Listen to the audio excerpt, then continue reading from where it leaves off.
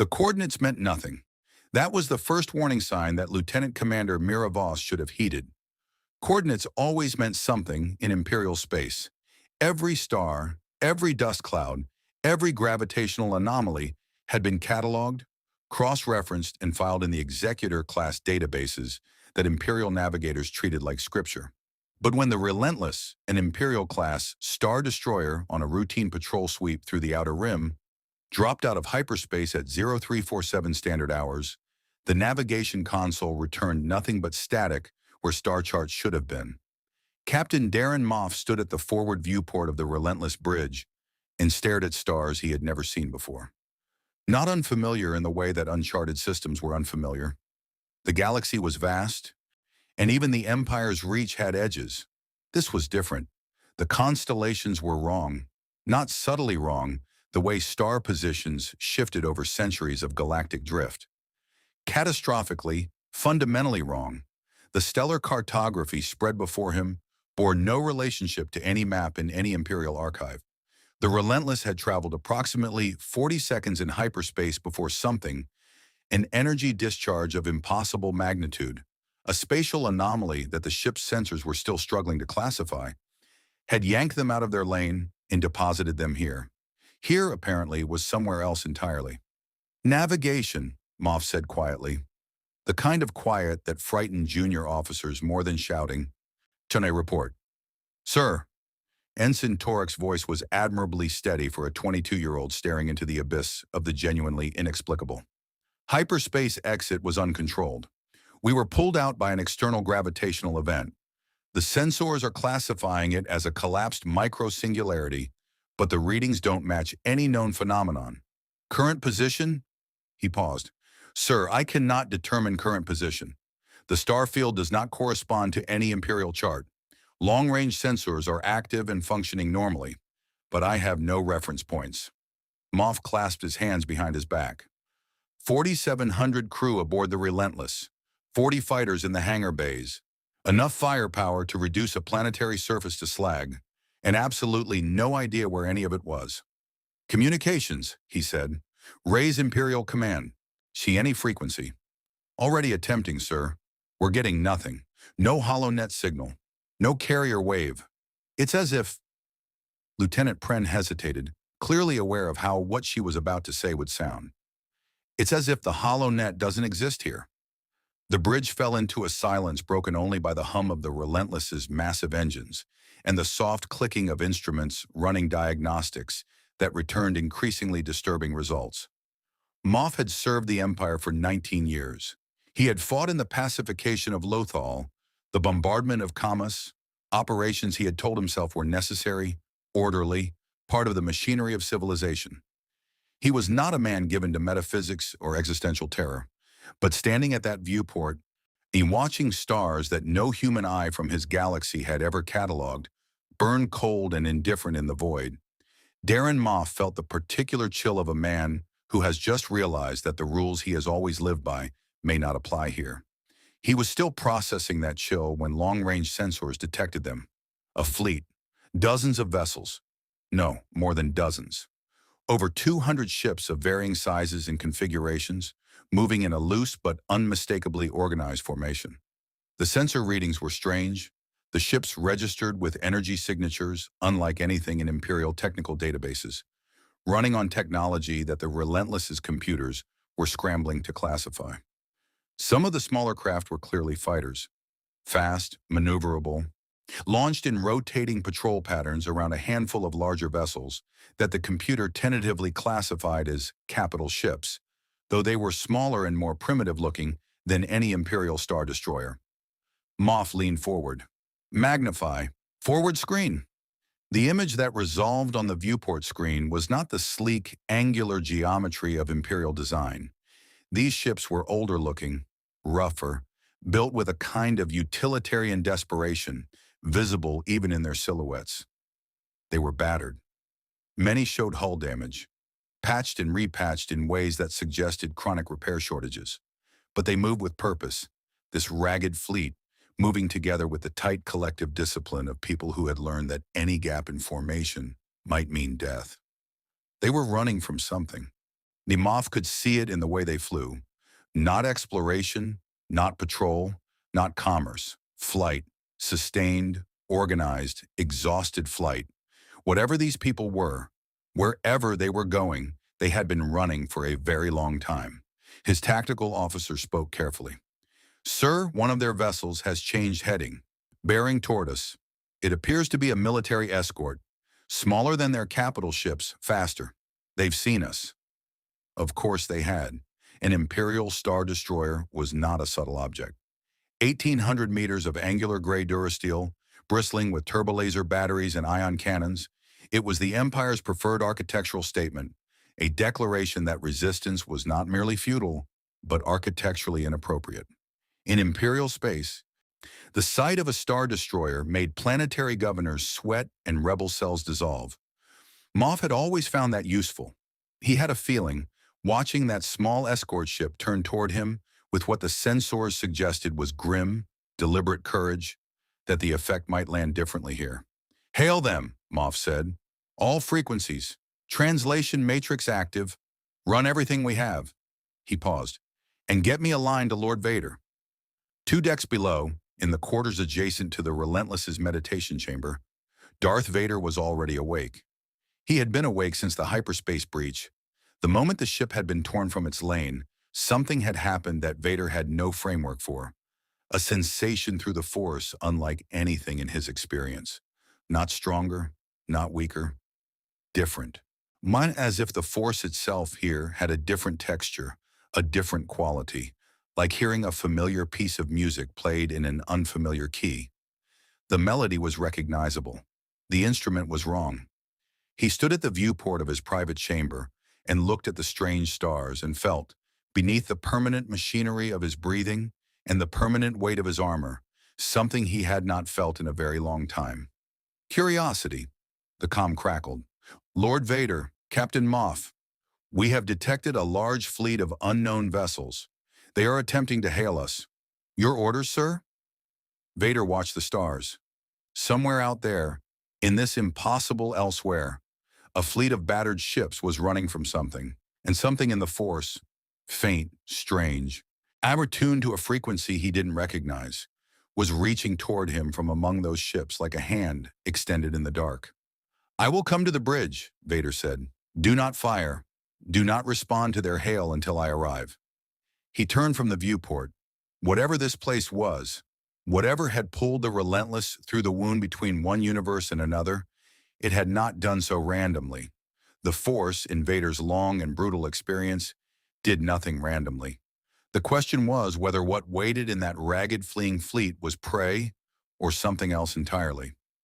If you want to see more crossover stories between universes, hit that subscribe button and drop the names of any 2 universes you'd want to see collide down in the comments below.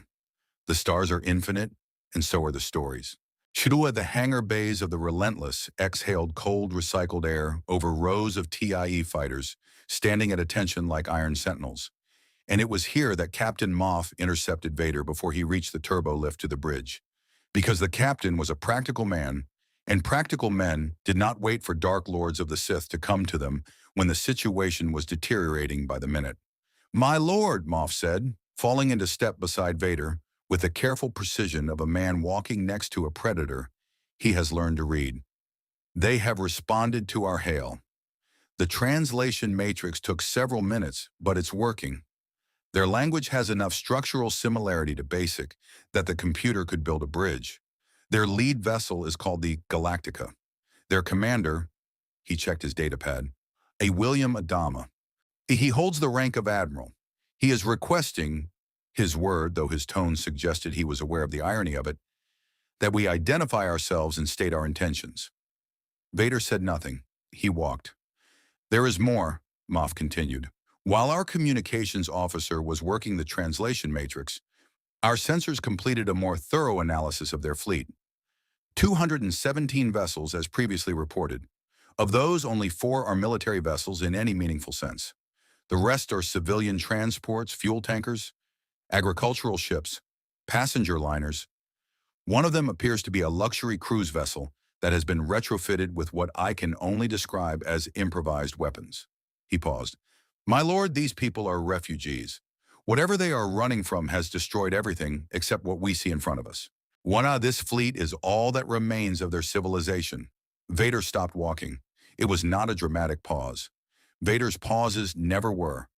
They were simply moments in which the universe held its breath because it had learned, through bitter experience, that the moments before Vader spoke were frequently the last moments of comfortable certainty anyone in the room would enjoy for some time.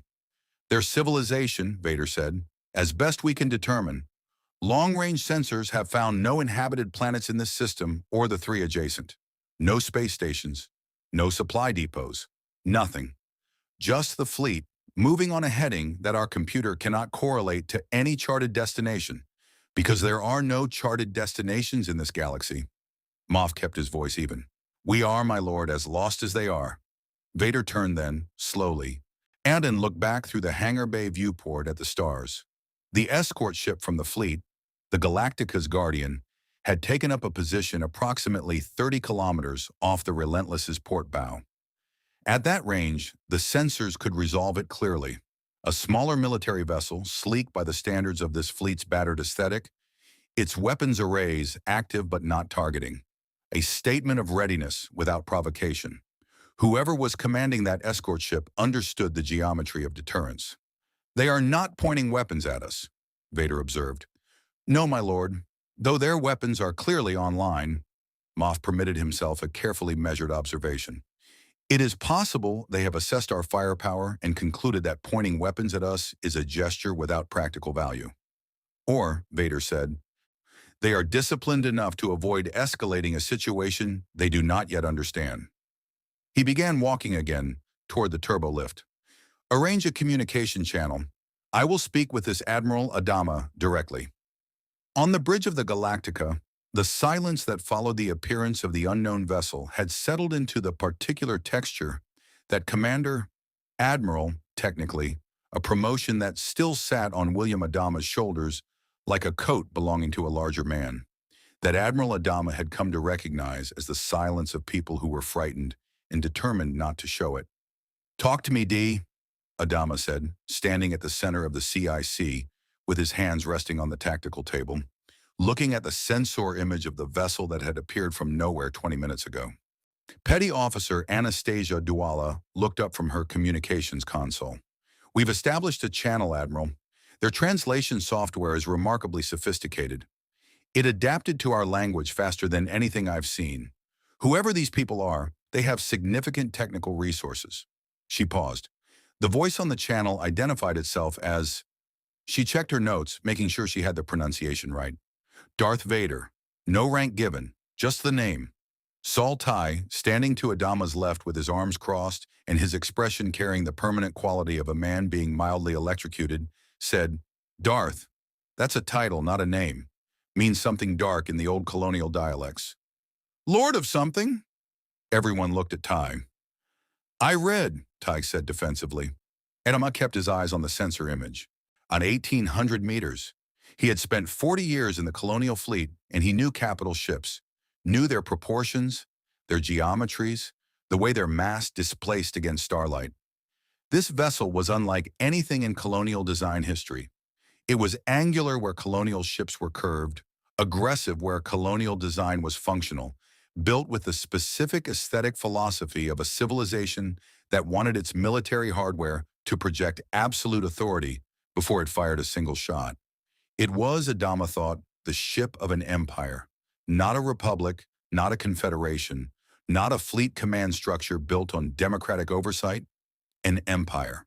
That told him something about the people inside it. Open the channel, Adama said. The voice that came through was processed through machinery. A deep, my resonant breathing that was part of the transmission, not interference, which meant the breathing was deliberate, was a characteristic of whoever was speaking. The voice itself was measured, precise, and carried the absolute certainty of a man who had never in his life been required to wonder whether his orders would be followed. Admiral Adama, I am told that is your designation. I am Darth Vader. You will tell me where we are.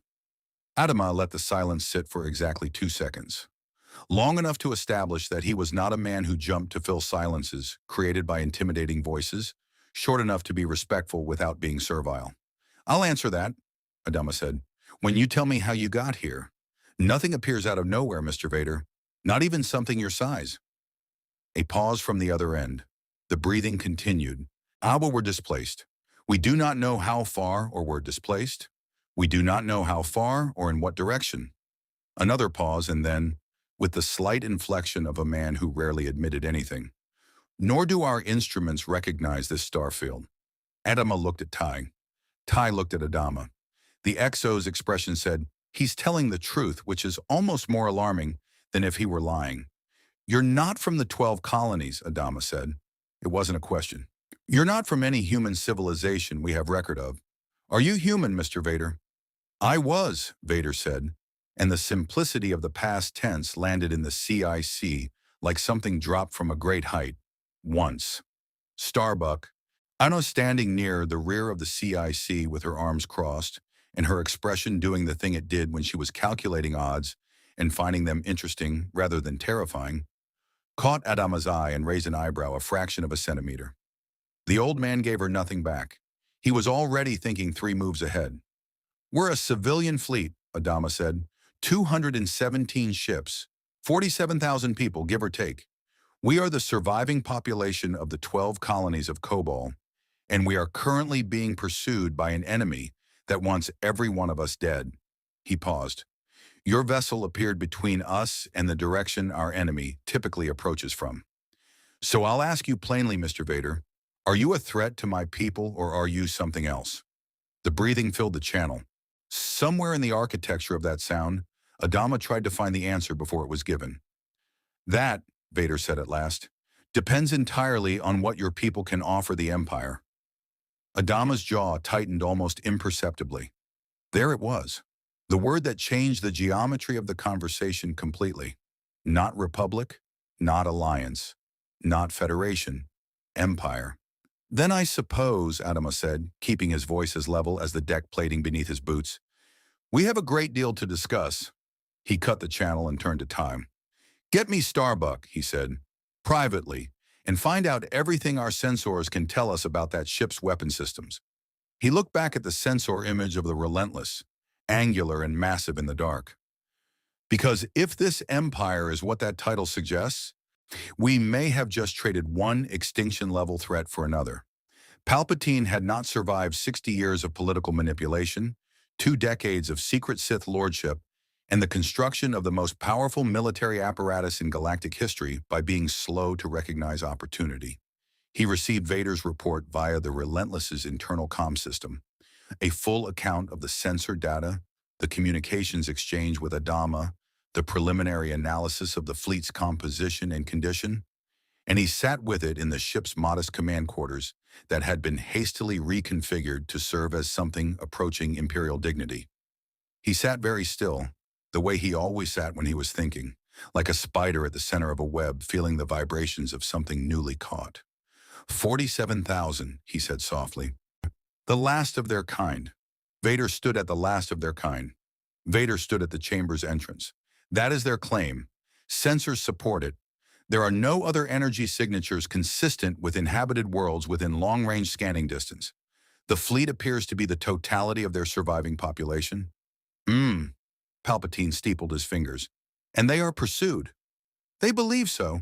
They were evasive about the nature of their enemy, but the damage patterns on their vessels are consistent with sustained military engagement over an extended period. Whatever pursues them has been doing so for some time. Their ships show chronic repair shortages. Their military capacity is minimal. 4 combat vessels against over 200 civilian craft they are responsible for protecting. Responsible for? Palpatine repeated, tasting the phrase. Their military protects the civilians. A conventional arrangement. He paused. And their commander, this Adama. Your assessment. Vader considered. It was one of the things that distinguished him from other Imperial officers. He did not give assessments quickly simply to give them. Formidable, in the way that men become formidable when they have been stripped of everything except the thing they refuse to surrender. He is not afraid of us. He is measuring us. A pause. He is measuring us against whatever it is he is already afraid of. Error in finding the calculation uncomfortably close. Palpatine's expression shifted in the subtle way that served him as a smile. Then whatever pursues them is considerable. He rose slowly, moving to the viewport with the unhurried deliberateness of a man who understood that age, properly deployed, was its own form of authority. Lord Vader, we are displaced from our galaxy, from our supply lines, from the holonet, from any support the Empire might render. We have one Star Destroyer, 40 fighters, and approximately 4,700 crew. We do not know this galaxy. We do not know its power structures, its resources, its navigable routes. Yes, my master.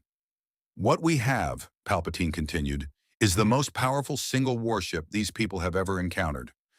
And 47,000 desperate survivors who need exactly the kind of protection we can provide. He turned from the viewport.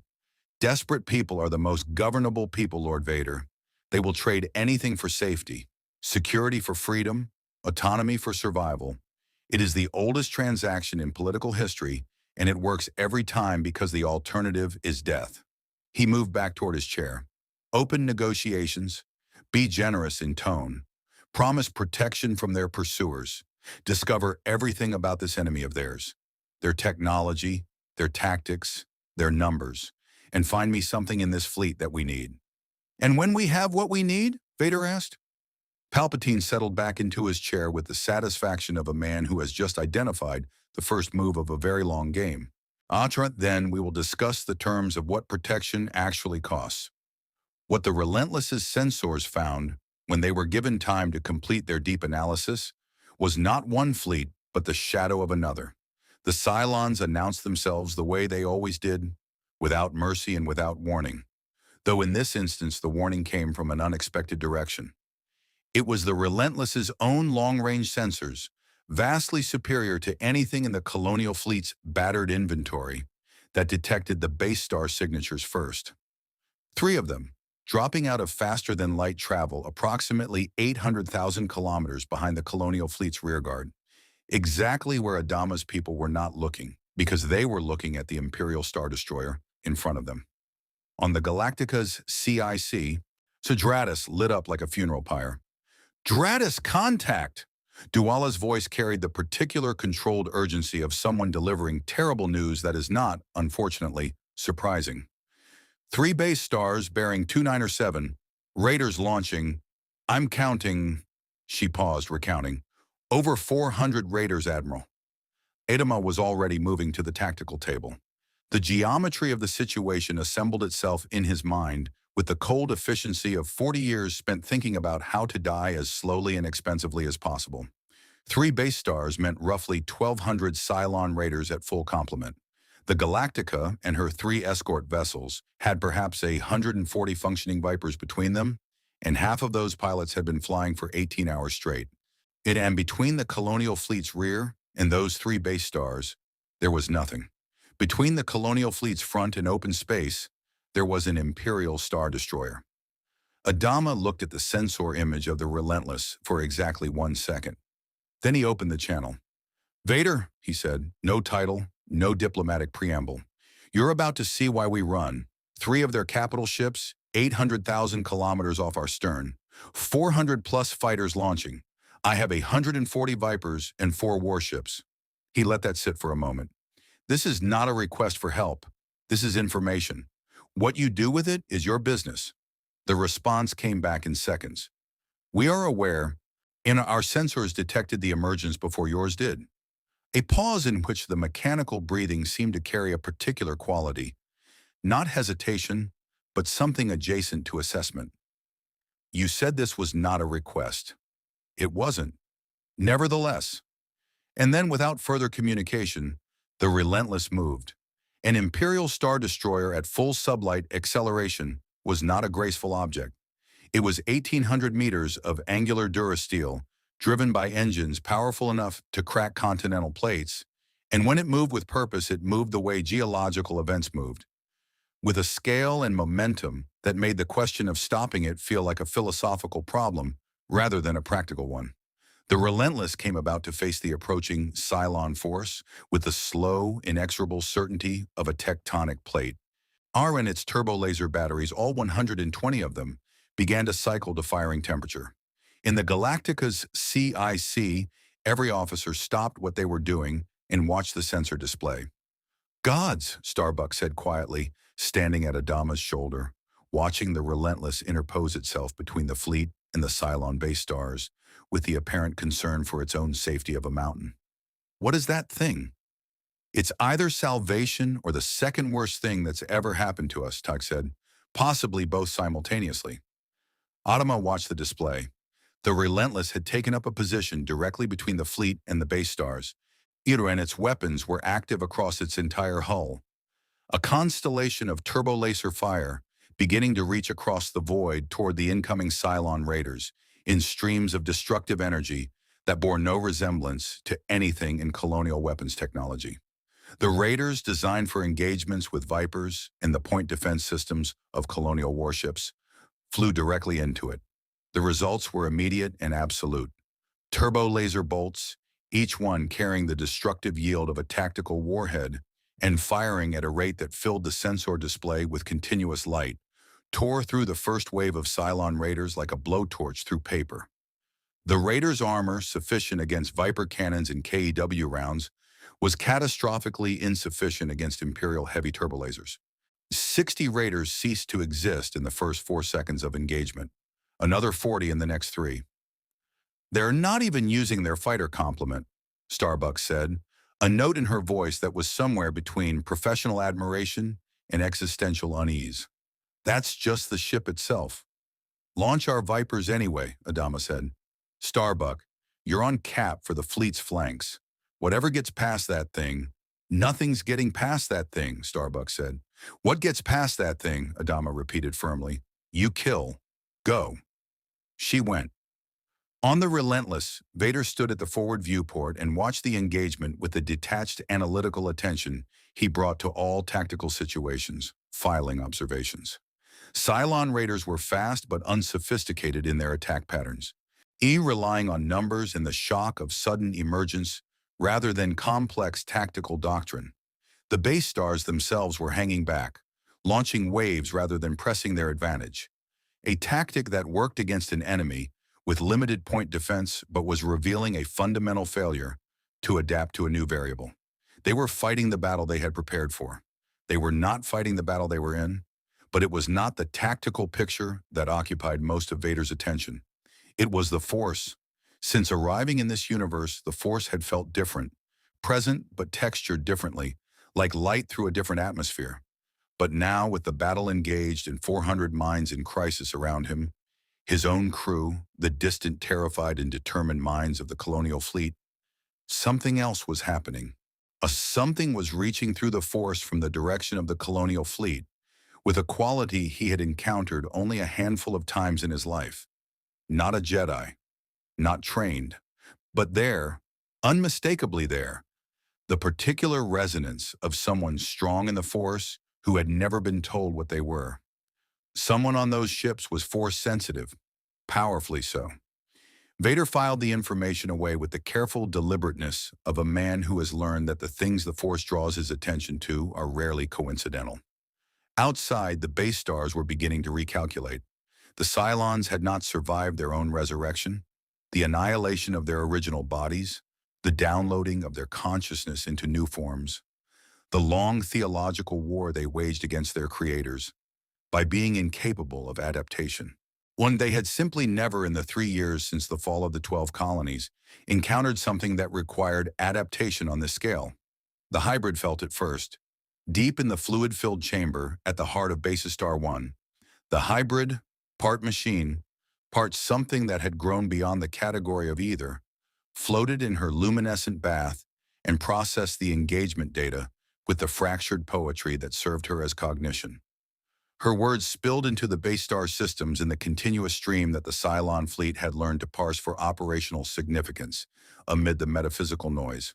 The angle of the new geometry does not correspond to the mathematics of our making. The weapons speak in frequencies our armor was not taught to answer. 119 raiders lost in the first engagement wave. The 119 prayers unanswered in the resurrection queue. The new ship is not colonial. The new ship is not Cylon. The new ship is something the universe forgot to tell us about, and forgetting is the beginning of being unmade.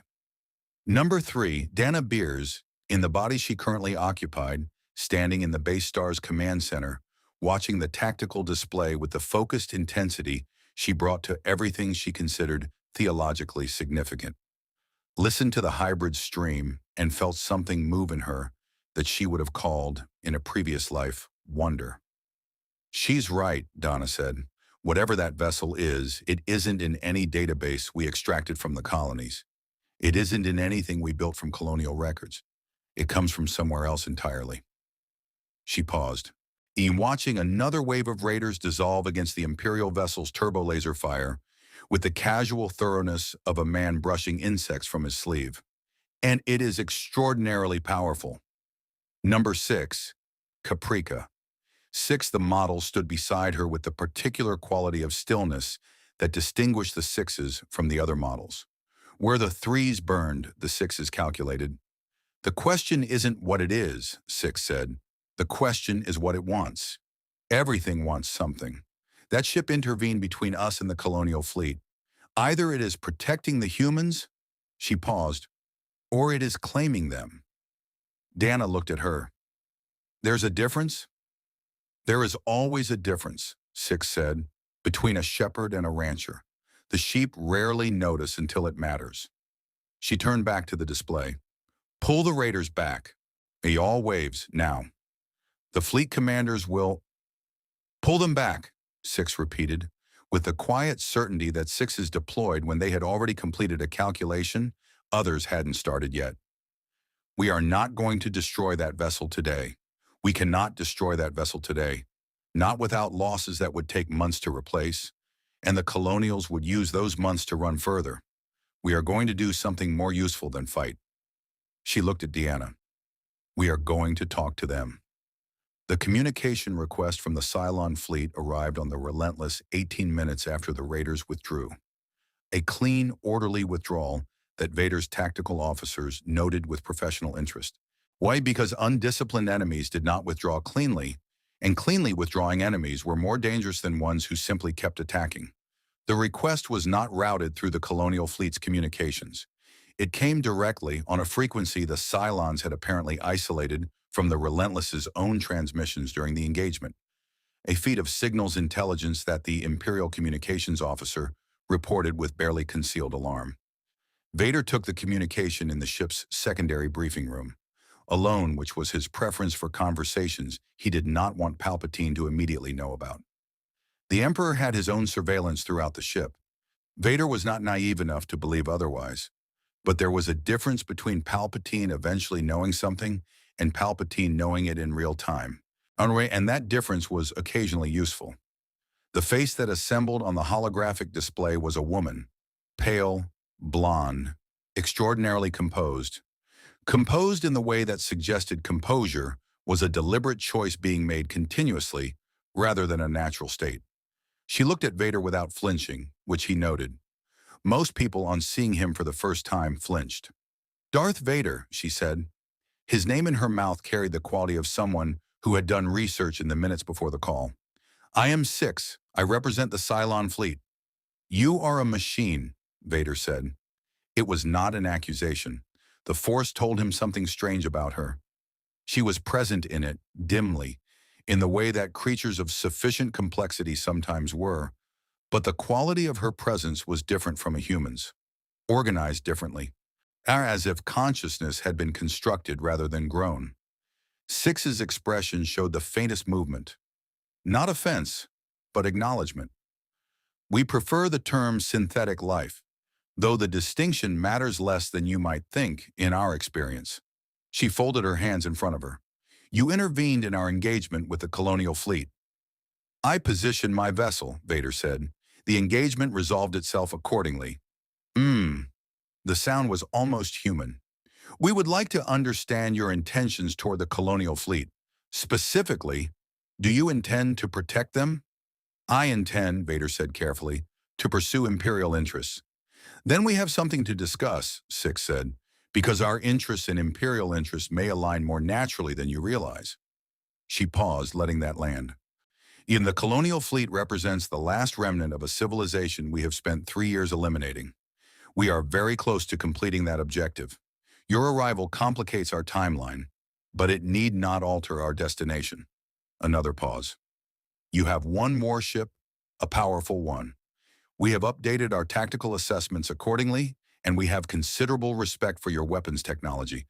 But one warship requires fuel, requires resupply, requires parts and provisions that this galaxy can only provide through trade or force, and force without knowledge of local geography is expensive. She tilted her head slightly. We know this galaxy, every inhabited system, every supply depot, every fuel source. We have spent 3 years mapping it while hunting the colonials. We can offer you navigational data, resupply contacts, and intelligence on every significant power structure in this region of space. Vader said nothing. In exchange, Six continued, you stand aside. You allow us to complete our mission regarding the colonial fleet. You take whatever you need from their ships before we arrive. Technology, personnel, resources, and then you move on and we finish what we started. She held his gaze through the holographic medium with a steadiness that was, Vader acknowledged privately, impressive. 47,000 people, Lord Vader, against everything you need to survive and eventually return to your own galaxy. That seems like a straightforward calculation. Vader looked at her for a long moment. In the Force, that strange sensitivity he had detected aboard the colonial fleet pulsed faintly. A living thing, unaware of itself. Jerry, present this as simple arithmetic. Vader, present this as simple arithmetic, Vader said. Isn't it? Arithmetic, Vader said, assumes you know the value of every variable. He reached forward and cut the communication with one gauntleted finger. He sat in the silence of the briefing room for a moment, the mechanical rhythm of his breathing the only sound, and considered the shape of the situation from every angle available to him. Palpatine would take the Cylon offer without hesitation. The Emperor's calculus was always efficiency over sentiment, and 47,000 refugees with primitive technology represented minimal strategic value against comprehensive navigational data for an unknown galaxy. That was the rational calculation.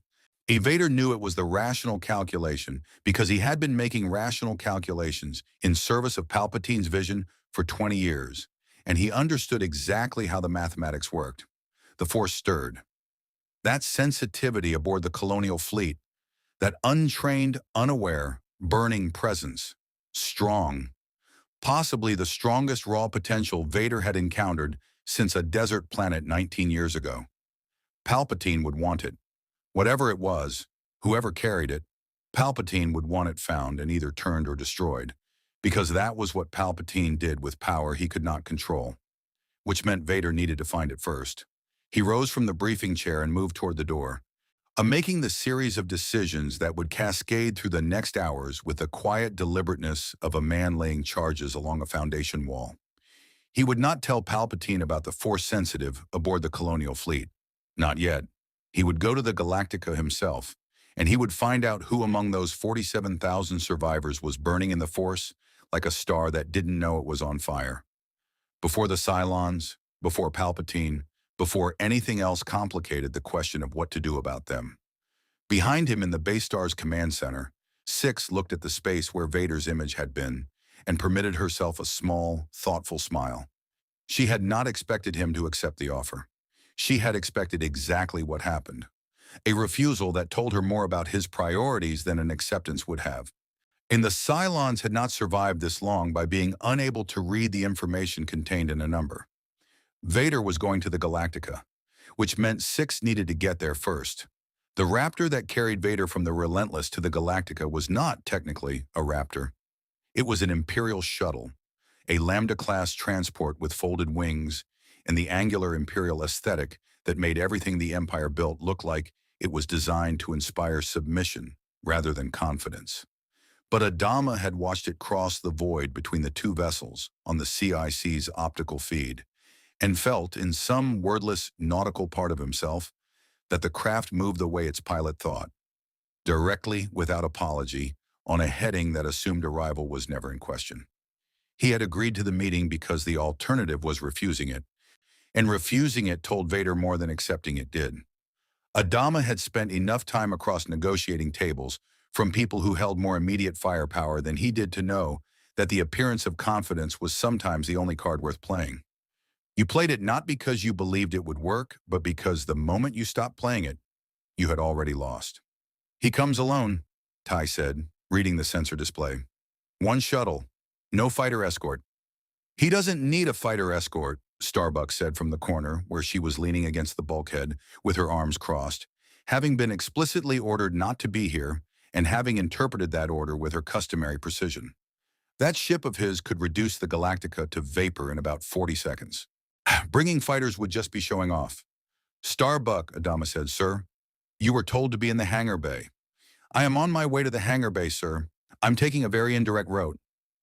Adama looked at her for precisely the length of time required to communicate that he was aware of exactly what she was doing and had decided, for reasons he would not explain, to permit it. "The hangar bay," he said. "Now! And stay out of sight." She pushed off the bulkhead with a small smile that she deployed specifically for moments when she'd gotten what she wanted while technically following orders, and left.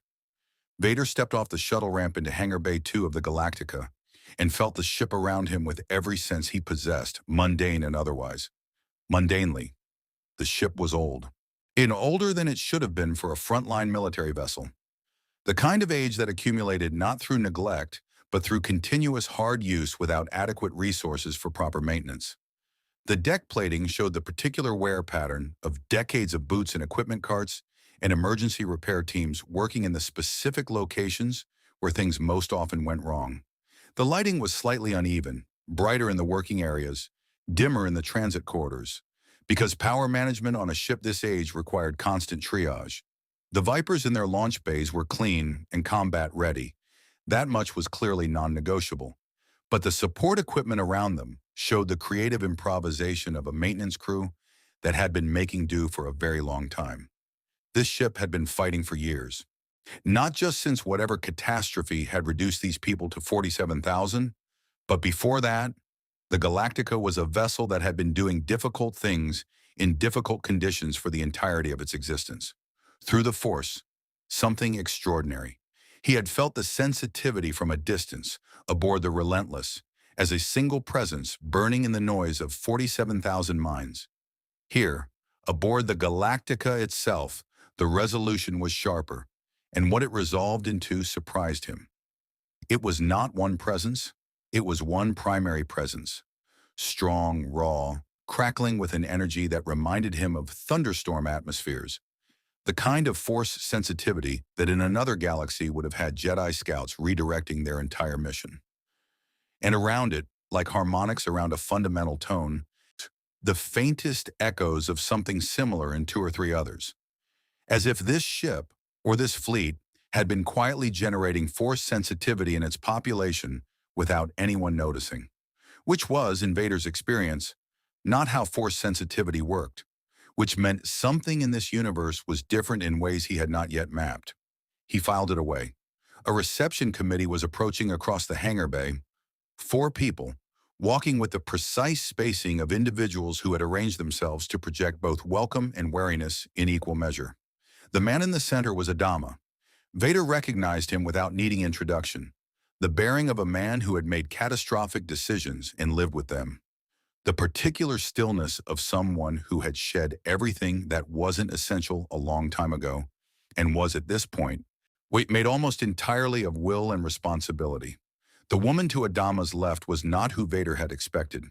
She was younger than the Admiral, with a quality that the Force registered as the loudest thing in the room.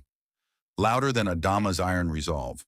Louder than the other 2 officers flanking them. Louder than the ship itself. She was trying to look like she was simply part of the escort. She was not part of the escort. She had arranged herself into this reception party through whatever combination of charm and stubbornness she deployed for such purposes. And she was watching Vader with eyes that held not the fear or awe that most beings showed him, but something rarer, professional assessment, mixed with a curiosity so intense it was almost aggressive. The Force around her was extraordinary, not trained, not even consciously accessed. but present with a magnitude that Vader, in 20 years of serving an emperor who collected force-sensitive beings like specimens, had encountered perhaps twice. Lord Vader, Adama said, stopping at the appropriate distance, close enough to be respectful, far enough to be clear that his ship did not bow. Welcome aboard the Galactica. Admiral. Vader's gaze moved briefly to the woman. You were told to wait elsewhere. Starbuck blinked. Sir? He's talking to you, Starbuck, Adama said, with the tone of a man who was not entirely surprised by this development, but would have preferred to be. Starbuck looked at Vader with the expression of someone recalibrating rapidly. How did you... You are not part of this delegation, Vader said. You inserted yourself into it. The Admiral permitted it because he values your instincts. Well, that was wise of him. He paused. Stay. The word was not a request and not precisely an order. It landed in the space between those categories, in the register that the Force used when it was less speaking through Vader and more speaking around him. Starbuck stayed. She didn't look entirely certain why. Adama showed nothing on his face, which was itself information. This way, he said, and led Vader toward the corridor that connected the hangar to the Galactica's briefing room. They sat across a table scarred with the rings of 10,000 coffee cups, in a room whose walls held mission maps and personnel rosters and the accumulated administrative detritus of a military command that had been operating in crisis conditions for 3 years. Tony and Adama placed 2 cups of something on the table between them that was not quite coffee but had clearly been designed with similar aspirations. You won't drink it, Adama said. I know, I'm offering it because my people offer it to anyone who sits at this table. It's the kind of habit that matters when everything else has fallen apart. Vader looked at the cup. Colonial custom. Human custom. The kind that survives because it should. Adama settled back in his chair with the carefully managed weight of a man whose body had been carrying too much for too long. You could have stayed aboard your ship. You came here instead. That tells me something. It tells you I wanted information that required proximity, Vader said. It tells me you make distinctions, Adama said, to be between what you were sent to do and what you think should actually happen. I've commanded enough officers to recognize that particular gap. He held Vader's gaze, or held the place where Vader's gaze was, behind the mask, which amounted to the same thing. You received a communication from the Cylon fleet after the engagement. Vader said nothing. Our sensors are old, Adama said, but they're calibrated by people who've been running from Cylons for 3 years, which makes them better than their specifications suggest. We detected the frequency exchange. We didn't decrypt it. He paused. I'm not asking what they offered you. I'm telling you that whatever it was, they've offered similar things to others, and the others who accepted are dead. The Cylons don't make alliances. They make arrangements that serve their purposes until those purposes are complete, and then the arrangement ends in a way that's very bad for whoever isn't a Cylon. You are warning me, Vader said. I'm informing you, Adama said carefully. The distinction matters to me. Vader was quiet for a moment. Outside the briefing room's small viewport, the stars of this unfamiliar universe burned with their patient, indifferent light. Somewhere in the ship, he could feel it, the way you could feel heat from a fire in the next room. Starbuck was standing in a corridor and experiencing something she had no framework for. The Force moving in her in ways it had probably moved her entire life without her knowing what it was. Your pilot, Vader said. Starbuck. Wait, how long has she been with the fleet? Adama's expression shifted almost imperceptibly. The question surprised him, which meant it was not the question he had been prepared for, which meant it mattered. Since the beginning, he said carefully. She was with me on the Galactica when the colonies fell. Before the fall, Vader said. Her history before. What do you know of it? Why? Because, Vader said, and the word carried the particular weight of a man choosing, for reasons the other person could not yet know, to be more honest than his instructions required. There are things about her that your civilization did not have the framework to notice, and I do. He paused. She is not simply a gifted pilot, Admiral. She is something considerably more significant than that.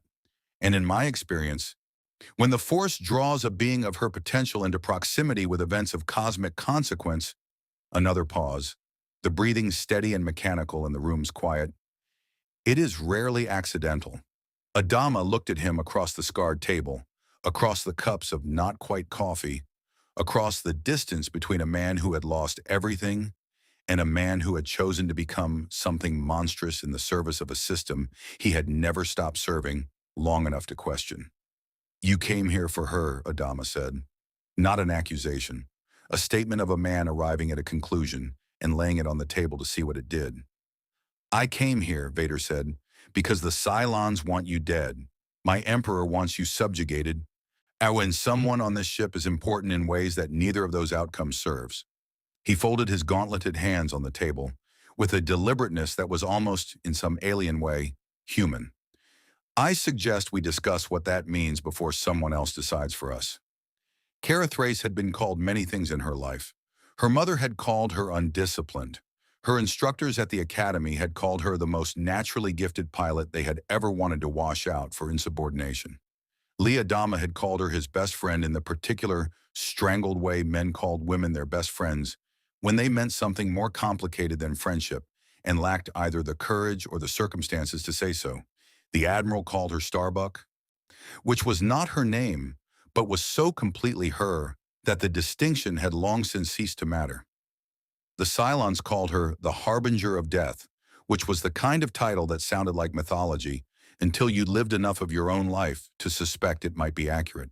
She had never been called force-sensitive because nobody in the 12 colonies had ever heard that phrase, and she hadn't heard it either until 40 minutes ago when Darth Vader, a being who looked like death had learned to walk upright and put on a suit, had looked at her across a hangar bay with whatever passed for eyes behind that mask, and apparently seen something that warranted him crossing the void between two capital ships to discuss it. She was currently standing in a corridor 40 meters from the briefing room where Adama and Vader were talking. Mon doing the thing she always did when told to wait. Waiting in the manner of someone who was waiting as close to the action as possible while maintaining technical compliance with the instruction. Her helmet was in her hand. She kept turning it over, end to end, the way she did when her hands needed something to do while her mind was working. The thing was, and this was the part that she kept circling back to, the part that felt like pressing a bruise to see if it still hurt. The thing was that Vader's word in the hangar bay had not felt like an order. Stay. It had felt like something settling, like a key turning in a lock she hadn't known existed. She had felt it move through her the way certain moments move through her in a Viper. The moment the target solution resolved, on the moment she committed to a firing angle that her instruments said was impossible and her hands said was inevitable. A certainty beneath the level of conscious thought. She had stayed not because she was told to, but because some part of her that operated below the level of argument had simply agreed. She didn't like that. She didn't like it at all. The briefing room door opened. Adama came out first, which meant the meeting had concluded in an organized fashion, rather than the fashion of meetings that ended with someone storming out, which was a relevant distinction when one of the participants was Darth Vader. Behind him, Vader's massive dark presence filled the corridor the way weather filled a valley. And Adama looked at Starbuck with the expression he reserved for situations where he needed her to do something dangerous, and was going to ask rather than order, because asking was more honest about what he was actually requesting. "Walk with us," he said. They found a place, a small observation alcove off the secondary corridor, 3 chairs and a viewport that looked out at the Relentless, hanging in the middle distance like a dark cathedral. And Vader told her, not all of it. Vader was not, Starbuck gathered, a man who told anyone all of anything, but enough. There was an energy field that permeated the universe he came from. All universes he now suspected, including this one, though it expressed itself differently here. And certain beings were born with a particular sensitivity to it, a capacity to feel it, and eventually, knowing with training, to use it. In his galaxy, these beings were found early, trained from childhood. The tradition had been largely destroyed by political catastrophe, but the sensitivity itself persisted in the population, emerging occasionally in individuals who had no context for what they were experiencing. In this universe, the same sensitivity existed. He had felt it. She was the strongest expression of it he had encountered since arriving, and possibly one of the strongest raw expressions he had encountered in his life.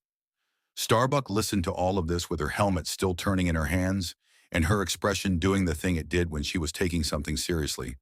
Going very still, the restless, kinetic energy she normally radiated pulled inward, compressed.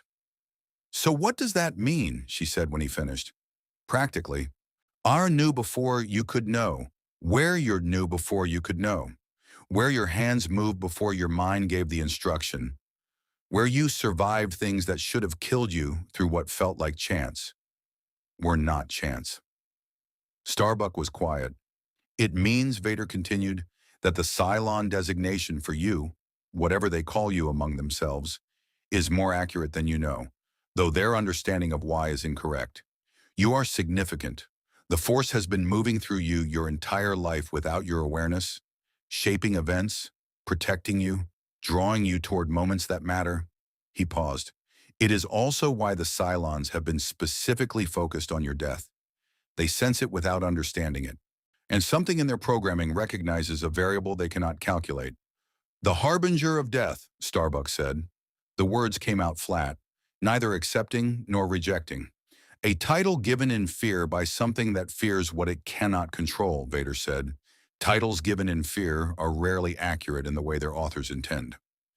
Adama had been silent through this exchange, watching Starbuck with the particular attention of a man who was hearing things that recontextualized his understanding of someone he thought he knew completely.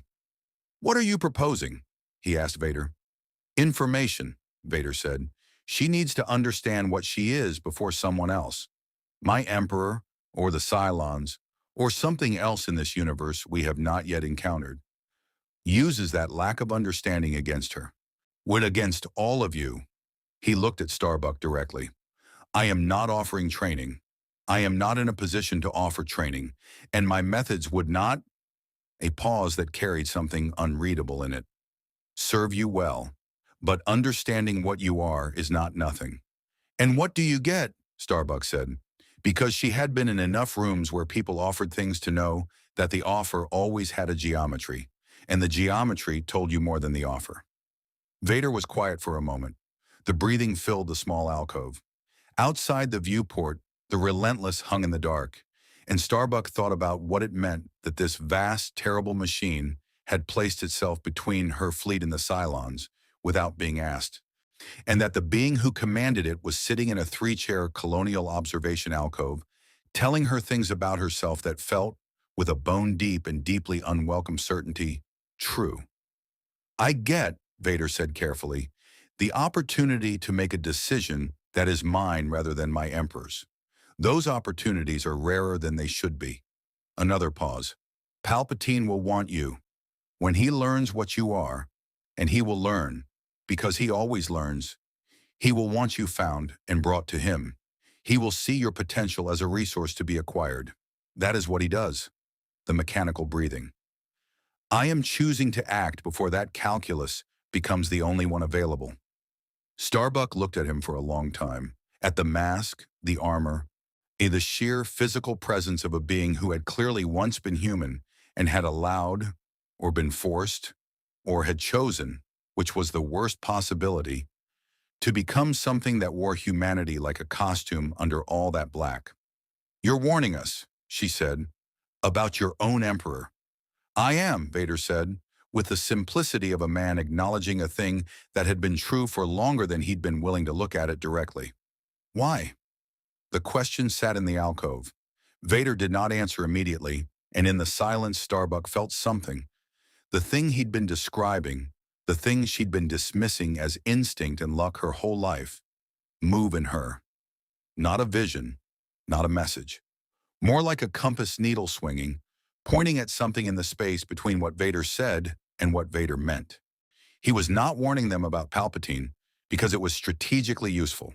He was warning them because something in the Force, in this universe that expressed it differently, was doing to him what it had apparently been doing to her whole life, moving through him, pulling him toward a moment, asking something of him that he wasn't sure he was still capable of giving. "Because," Vader said at last, "I have spent 20 years telling myself that the things I have done in service of an empire were necessary, rational, the price of order in a chaotic universe. The breathing. And I have spent the last several hours in a galaxy that my emperor does not own, aboard a ship full of people who have lost everything and are still fighting, sitting across from a man, a brief shift of the masked head toward Adama, who has somehow produced from catastrophe something worth protecting. He stopped. I am finding the familiar mathematics less convincing than usual. The silence after that was the kind that nobody wanted to break, because breaking it would mean deciding what to do with it. Adama broke it, because that was what admirals were for. The Cylons contacted you, he said, after the engagement. Yes. They offered you navigational data, resupply information, knowledge of this galaxy. Adama's voice was even. In exchange for us. Yes. And you're here instead. Adama looked at Vader across the small space, which means you haven't decided, or you've decided and you're not ready to say it. Vader looked at him. It means, he said, that the Cylons have now had sufficient time, while I have been aboard this vessel, to complete an action they began preparing the moment I cut their communication channel. He rose from the chair with the controlled hydraulic grace of a being whose body was more machinery than flesh. They did not contact me to make an alliance. They contacted me to occupy my attention while they reposition. He was already moving toward the corridor. I suggest you sound battle stations, Admiral. Adama was on his feet and moving before Vader finished the sentence, his voice carrying down the corridor ahead of him with the volume and authority of a man who had been giving orders in crisis conditions for so long that alarm was simply another gear. All hands, battle stations, this is not a drill. Behind him, Starbuck was already running for the hangar bay, helmet snapping onto her head, the thing Vader had described moving in her the way it always moved in the moment before the gun started. That precognitive certainty, that compass needle swinging to true north. And she understood now, with the particular clarity of someone who has just been given the vocabulary for something they've always known, exactly what it was. She ran faster. Above them, on Dratus, 4 Cylon base stars were emerging from FTL. 4, not 3. They had been saving 1.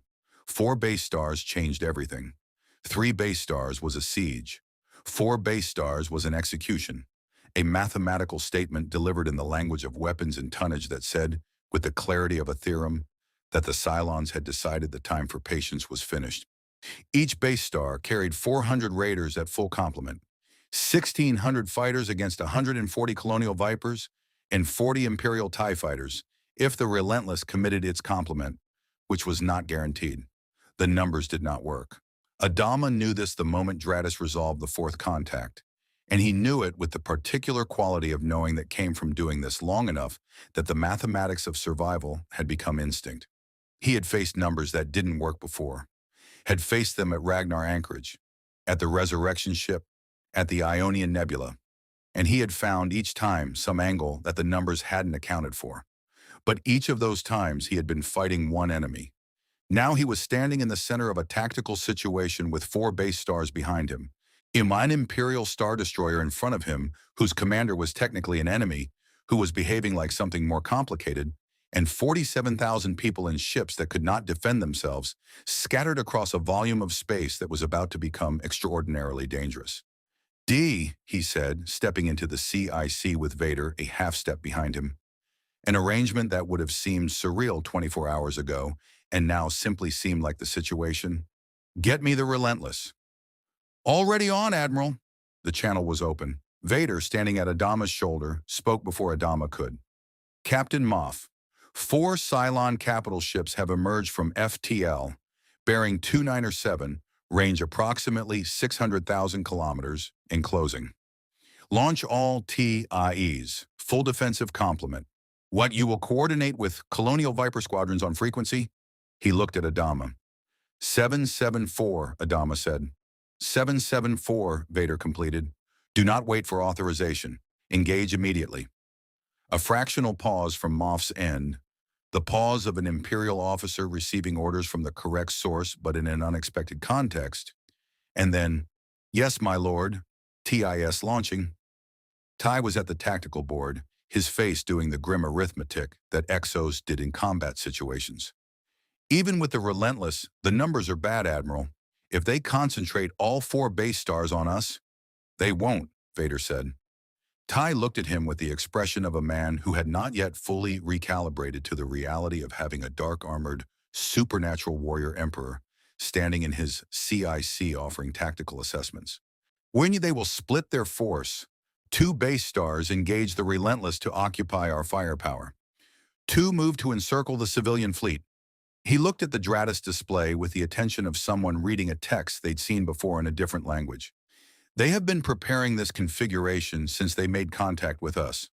The 4th base star was held in reserve specifically for this moment, to create a situation in which the relentless cannot protect both itself and your civilian ships simultaneously. They know our limitations, Adama said. They are intelligent, Vader said, with the flat precision of a man giving an enemy their due. And they have been studying you for 3 years. They know exactly where your defensive geometry breaks down. He paused. On it, which means we must do something they have not studied. Such as this. What Vader proposed took 4 minutes to explain and required Adama to make, in that span of 4 minutes, 3 decisions that would have taken any other commander 4 hours of deliberation. The first decision, split the Galactica from the civilian fleet and move her to flank position on the Relentless's port side, using the Battlestar's firepower not to defend herself, but to create overlapping fields of fire with the Star Destroyer that would prevent the Cylons from concentrating on either vessel individually. This left the civilian fleet with 3 escort vessels and whatever Vipers could be spared. Thin protection, but the Cylons couldn't ignore the Galactica and the Relentless together, which meant fewer raiders directed at the transports. The Galactica is the fleet's protector, Ty said immediately. If we pull her away from the civilians, if we don't, Adama said, we lose both. He looked at Vader. Second option? The second decision, the Imperial defectors. There were 11 of them. A detail Vader delivered with the calm efficiency of someone reporting a logistical fact rather than a betrayal. 11 members of the Relentless crew who had, in the hours since arrival, made their views on Palpatine's proposed disposition of the colonial fleet known to each other in the specific way that Imperial officers made their views known when they wanted to keep their heads, quietly, carefully, in 1s and 2s.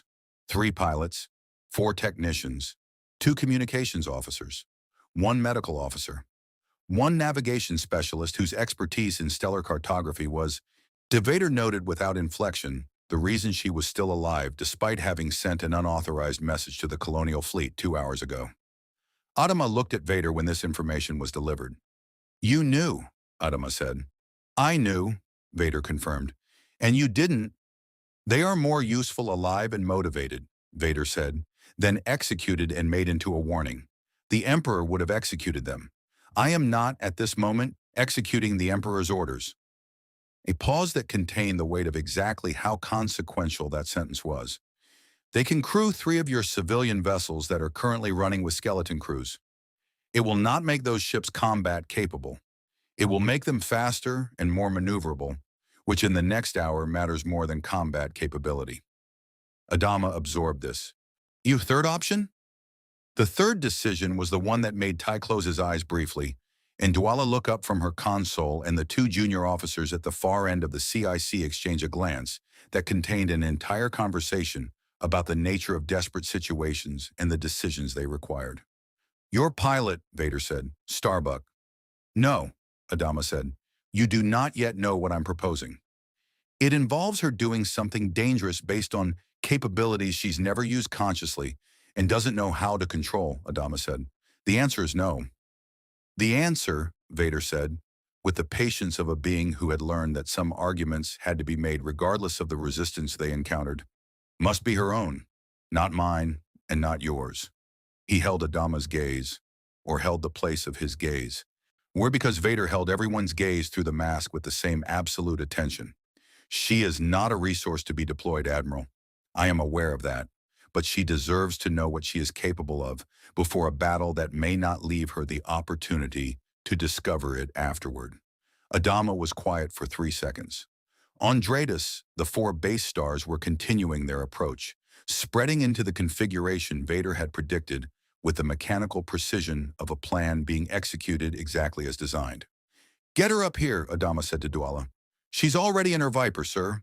Launching in. Get her back, now. 2 minutes." He looked at Vader. "You have 2 minutes." Starbuck came off the elevator at a controlled run that became a walk when she saw Vader standing at the tactical table. And because running toward Darth Vader felt like the kind of choice that deserved at least a moment of deliberate reconsideration. "What?" she said, arriving at the table and reading the Dratus display in one practice sweep. "Oh, 4. That's new." She looked at Vader. "I'm supposed to be in my Viper." "In a moment," Vader said. He moved around the table to stand closer to her, lowering his voice in the way that the ambient noise of the CIC's battle preparations covered naturally. "I told you earlier that the Force has been moving through you your entire life without your awareness. I remember, it was 40 minutes ago. In combat," Vader said, "the Force expresses itself through trained users as an extension of will and intention. In untrained sensitives, it expresses itself as instinct, as the moments I described, or what you know before you can know it, what your hands do before your mind instructs them." He paused. "I cannot train you in 2 minutes, but I can tell you one thing that may matter." "Tell me." "You already know how to do this," Vader said. "You have been doing it your entire life. The only difference now is that you know what it is. Do not try to control it. Do not try to use it. When the moment comes, and you will recognize the moment, you always have, simply stop fighting it." He paused. "You have been fighting it your entire life. The luck you dismissed, the instincts you second-guessed, the certainties you argued yourself out of. Stop arguing." Starbuck looked at him for a moment. Something in the CIC's artificial light caught the edge of his mask. And the angular imperial aesthetic of a being who had once been human and had let that humanity be submerged under something vast and dark and powerful. And she thought, not with her mind, with whatever the thing inside her was, that he was not only telling her how to stop fighting something, he was reminding himself. "Okay," she said. "Simple. Uncomplicated." Vader looked at her. "Okay," he said. And the word in that mechanical voice, in that context, was almost jarring in its plainness. She turned and ran for the elevator. Behind her, Vader turned back to the tactical table, where Adama was waiting with the expression of a man who had just watched something happen that he didn't have a category for, and was choosing to set that aside in favor of the battle that was now 8 minutes away. "The relentless," Vader said. And his voice had returned to its operational register. The voice of a supreme commander in a war room, all the other frequencies gone quiet. "Can she sustain fire from 2 base stars simultaneously while maintaining offensive output against the third? Our shields can handle 2 base stars for approximately 40 minutes before degradation becomes critical." Moff's voice came through the open channel. "Against 3 simultaneously, we have perhaps 15. Then we ensure they do not concentrate 3 on us," Vader said. "Admiral, the Galactica moves to port flank position in 3 minutes. Your escort vessels take flanking positions on the civilian fleet. The TIEs and Vipers coordinate on 774. He looked at the Dratus display. "We give them a target they cannot ignore, and a formation they cannot simply overwhelm." His gauntleted finger traced the geometry on the tactical display. "And then we hold." "For how long?" Ty asked. Vader looked at the display, at the 4 base stars, at the geometry of a battle that the numbers said was not survivable, and that he intended to survive anyway, through the application of something that had served him longer and more reliably than any weapon. The absolute refusal to accept the mathematics of defeat. "Long enough," he said. The Battle of the Exodus began at 0611 Standard Colonial Hours and was, for the first 4 minutes, exactly what Vader had predicted. The Cylons split their force with the mechanical precision of a plan executed by beings who did not experience doubt or hesitation or the particular human friction of commanders second-guessing each other at critical moments. 2 base stars drove directly toward the Relentless, launching their full Raider complements in coordinated waves designed to saturate the Star Destroyer's point defense systems while the base stars themselves closed to energy weapon range. The other two base stars swept wide in a pincer movement toward the civilian fleet, their raiders fanning ahead of them in screening formations designed to occupy the colonial escort vessels and Viper squadrons. While the capital ships did the work that capital ships existed to do, it was a good plan. Against the fleet it had been designed to destroy, it would have worked. Nor against this fleet, on this day, it encountered complications. The first complication was the Galactica. Adama had moved her to port flank position on the Relentless with 11 minutes to spare, and what that created, what Vader had seen in the geometry before anyone else in the room had found it, was a field of overlapping fire that the Cylons' tactical planning had not accounted for because the Cylons' tactical planning had been built around a universe in which the Galactica was the most powerful warship available and was therefore the primary target. Put the Galactica next to something 1,800 meters long with 120 turbolaser batteries and the entire tactical picture inverted. Now the Galactica was not the target, she was the support. Her Q batteries and missile tubes filled the angles that the Relentless's geometry couldn't cover, and together the two ships created a defensive envelope that the first Raider waves flew into and largely did not fly out of. The second complication was the TIE fighters. 40 TIEs launching into a battle alongside Colonial Vipers created an immediate coordination problem that the joint frequency solved imperfectly and human ingenuity solved better. Within the first 3 minutes, Viper squadron leaders were using the TIEs the way a boxer uses their offhand. Not for the primary strike, but for the angles, the coverage, the moment of distraction that set up the shot. TIE pilots, trained for Imperial engagements with Rebel X-Wings, adapted to Raider attack patterns with the professional flexibility of people whose survival had always depended on reading new situations quickly. They were not friends. They were not allies in any formal sense. They were professionals doing a job that happened, on this particular morning, to be the same job. It worked better than it had any right to. The third complication was Starbuck. She had launched in the third Viper wave, slotting into the formation covering the civilian fleet's starboard flank with the ease of someone returning to the only environment in which she was completely herself. The stars were wrong. She still hadn't entirely adjusted to the different stellar geography of this part of the universe, but the geometry of a furball was the geometry of a furball in any star field, and then within 30 seconds of entering the engagement she was doing what she always did, finding the angles that other pilots missed, threading trajectories through three-dimensional space with a precision that her instruments told her was impossible, and her hands insisted was obvious. The force, now that she had stopped arguing with it, was extraordinary. It was not a dramatic transformation. There was no surge of light, no sudden omniscience, no moment of cinematic revelation. It was quieter than that and more profound, like the difference between hearing music through a wall and hearing it in the same room. The information had always been there. The awareness of where the Raider was going before it committed to the vector, the sense of the gap in the formation before it opened. The knowledge that the shot to her left was more important than the shot in front of her. All of it had always been there. She understood now, had always been what she was dismissing as luck or instinct, or the particular arrogance of someone who had always been better at this than she could explain. She stopped explaining it and started using it. "Starbuck, you have 3 Raiders on your 6. Hot Dog's voice crackled on the squadron frequency. "I know," she said, and broke left with a timing and angle that caused all 3 Raiders to overshoot simultaneously, converting her defensive problem into an offensive opportunity with a smoothness that made Hot Dog go quiet on the frequency for a moment. "How did you—" "Shut up and cover my wing," she said, and was already past it. What she noticed in the spaces between engagements, in the fractional seconds between one problem and the next, was that the force as she was experiencing it was not just tactical, it was connective. She could feel dimly the other pilots around her. Not their thoughts, nothing that precise, but their states. Hot Dog's controlled anxiety, Cat's fierce concentration, the TIE pilot's unfamiliar but recognizable professionalism.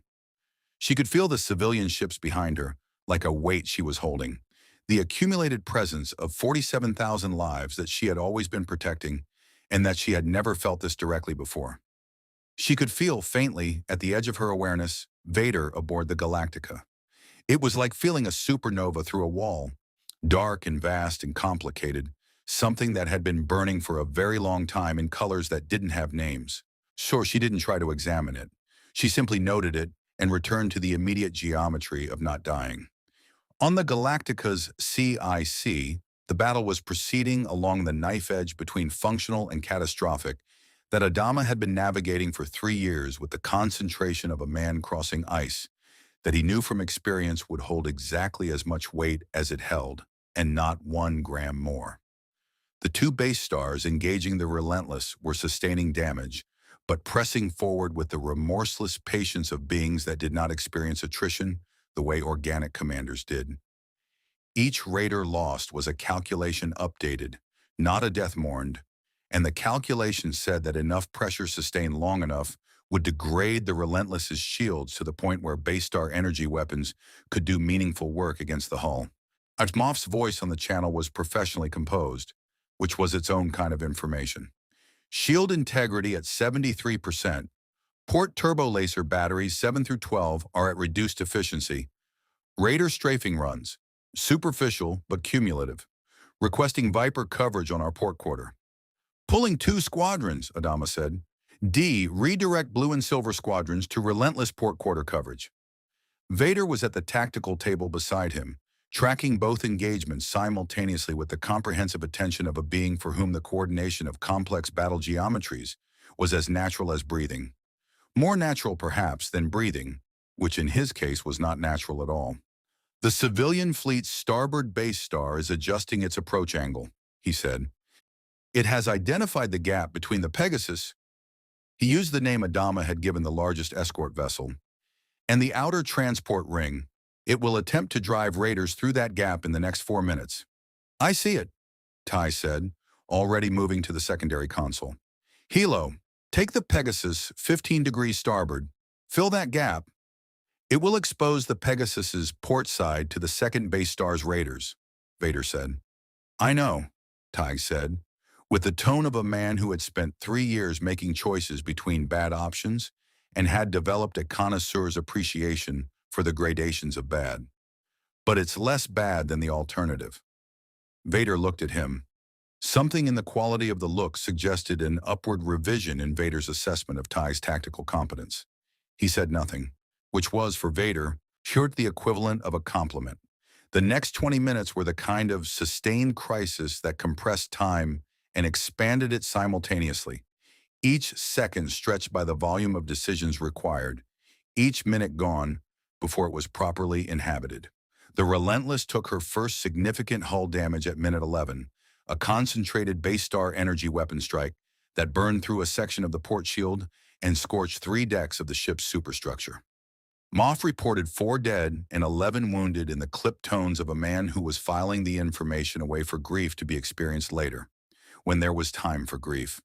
And the Galactica took a missile hit at minute 14 that knocked out one of her secondary batteries and sent a damage control team into a smoke-filled corridor with extinguishers and the particular determination of people who had been doing damage control on this ship for 3 years and had no intention of stopping now.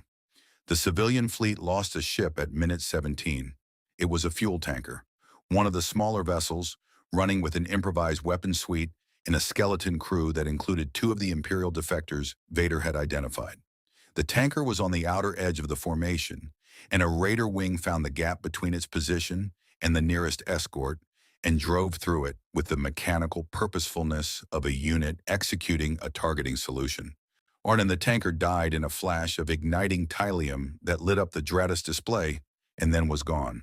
The CIC went quiet for a moment. Not long. You couldn't afford long, but a moment. How many aboard? Adama asked. His voice was the same. It was always the same. That was the thing about Adama that Starbuck had once told Lee was both his greatest quality and the thing that occasionally made her want to scream. His voice never changed, because if his voice changed, Duella said.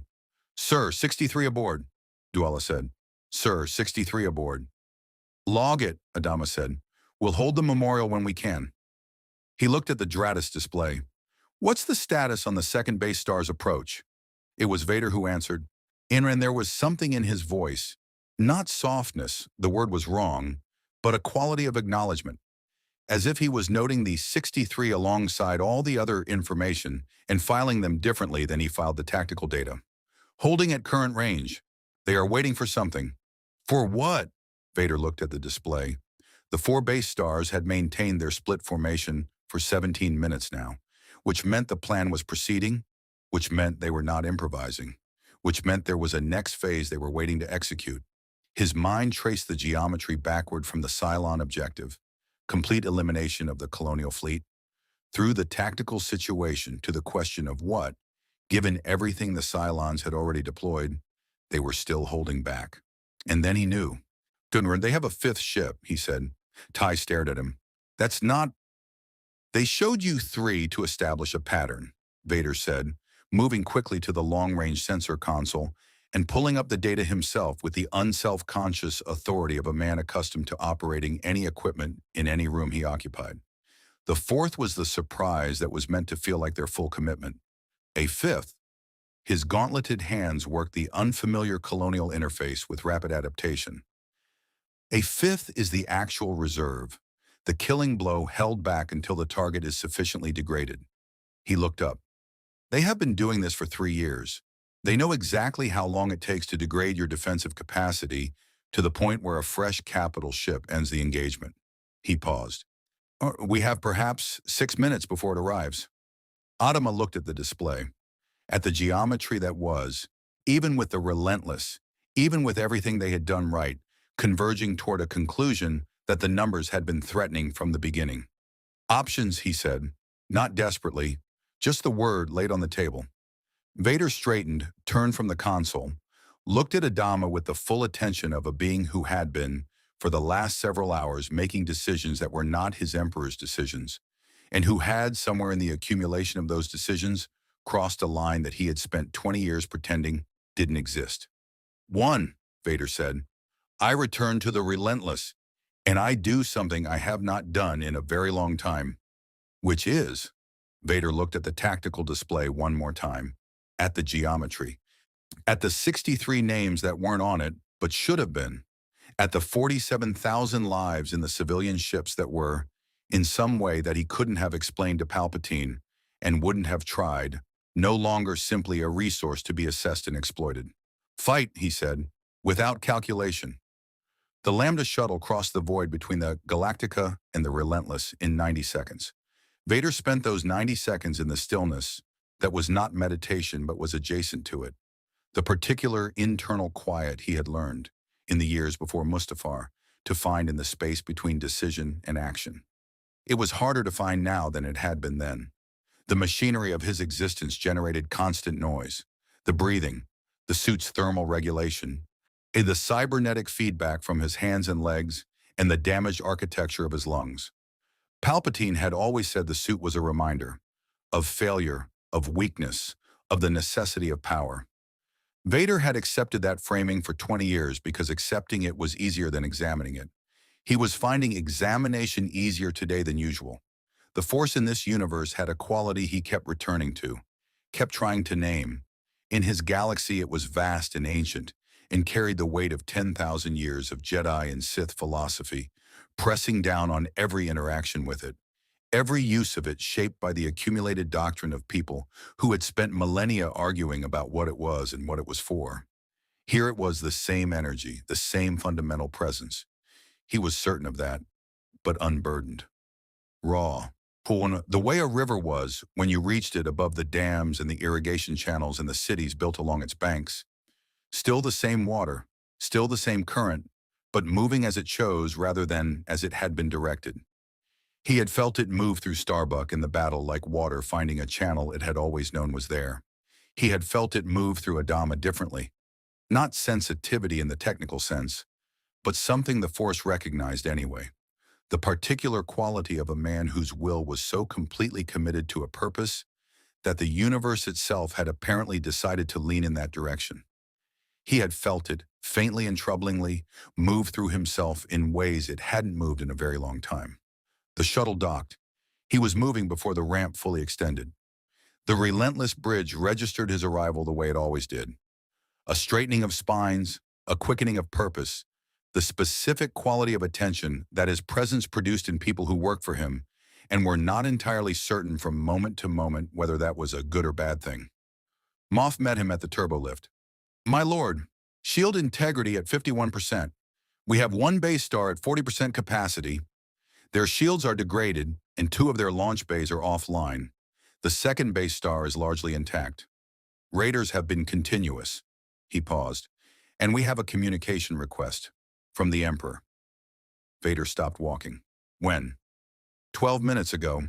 I told the Emperor's communication officer you were conducting tactical operations aboard the colonial vessel." The officer indicated that the Emperor's patience was not unlimited. Moff delivered this with the perfect neutral intonation of a man reporting a weather condition. "My lord, is there something I should know about the Emperor's disposition toward the current situation?" Vader looked at him. Moff had served aboard the Relentless for 6 years. He was not a good man in any simple sense. No Imperial captain was, because the Empire did not produce good men in simple senses. It produced capable men who made accommodations with power and called those accommodations duty. But he was not Palpatine's creature. He was his own, within the narrow margins the Empire permitted. "When I am on the bridge," Vader said, "no communication from the Emperor reaches me unless I request it." "What, you will tell his communication officer that Lord Vader is engaged in combat operations and will respond when the engagement concludes?" Moff absorbed this. "Yes, my lord." A pause. "And if the Emperor takes that as refusal?" "Then," Vader said, "he takes it as refusal." He moved past Moff toward the bridge. "Sound general quarters. I want every available gunner at their station, and I want the hyperdrive crew on standby." "The hyperdrive? My lord, we don't have charts for this galaxy," Vader said, stepping onto the bridge and moving immediately to the forward tactical station. "We have something better. We have a navigator who knows the starfield." He opened the ship-wide channel. "Lieutenant Sarah Van, report to the bridge immediately." A pause, then, from the crew deck below. "Yes, none, my lord." The navigator who had sent the unauthorized message to the colonial fleet, the one Vader had not executed because she was more useful alive, arrived on the bridge 2 minutes later with the expression of someone who has been waiting for a consequence and is surprised to find it is not the consequence they expected. "You know this region of space," Vader said. It was not a question. Yes, my lord. I've been running cartographic analysis since we arrived. I have a functional star chart for approximately 40 light years in every direction, extrapolated from colonial navigational data I accessed during the communication exchange." She hesitated. "I wasn't authorized to—" "You are authorized now," Vader said. "I need a jump solution. Not for us, for the civilian fleet.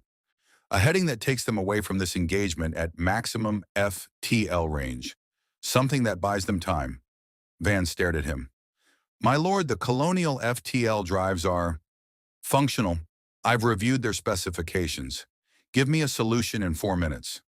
She sat at the nearest console and started working with the focused intensity of someone who has just discovered that doing their job correctly might not result in their death, which was a powerful motivator. Vader turned to the tactical display. The fifth base star appeared on long-range sensors at that moment, emerging from FTL exactly where he had predicted.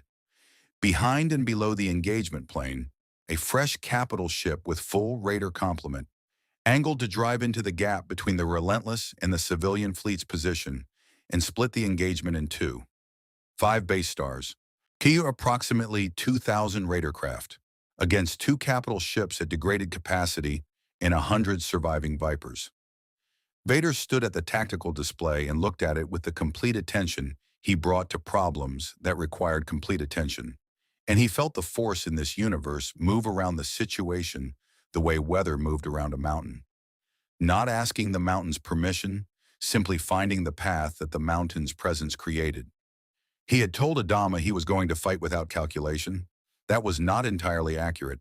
He was going to fight with a different calculation, one that Palpatine had spent 20 years training him not to make, because Palpatine's mathematics only worked if everything was reducible to power and the application of power, and what Vader was about to do was not reducible to that.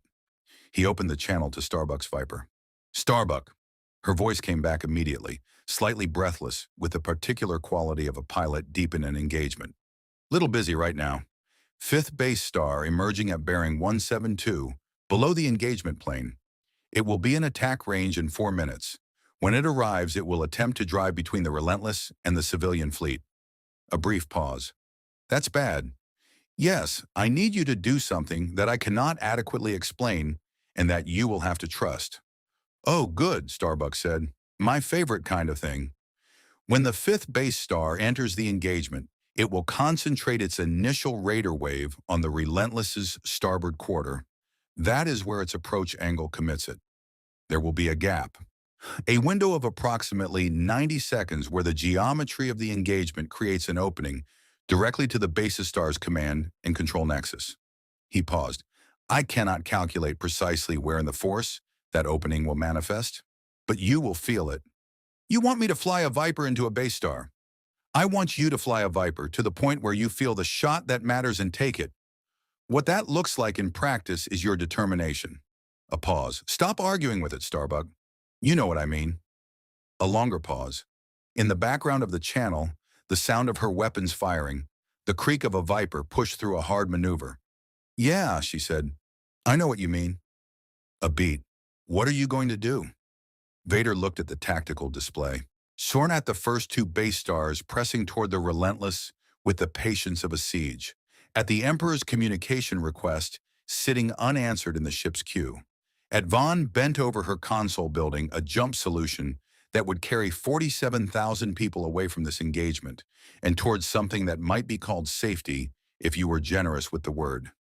At the shape of a decision he had been approaching since the moment he stepped onto a colonial Battlestar and sat in a 3-chair alcove and listened to a man describe how to protect people he had no logical reason to protect. Vader said, I'm going to answer my Emperor's call.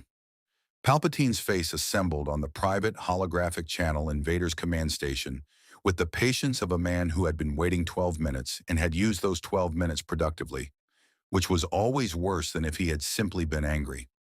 Lord Vader, Palpatine said, you have been busy. The engagement required personal oversight, Vader said. Yes, the engagement.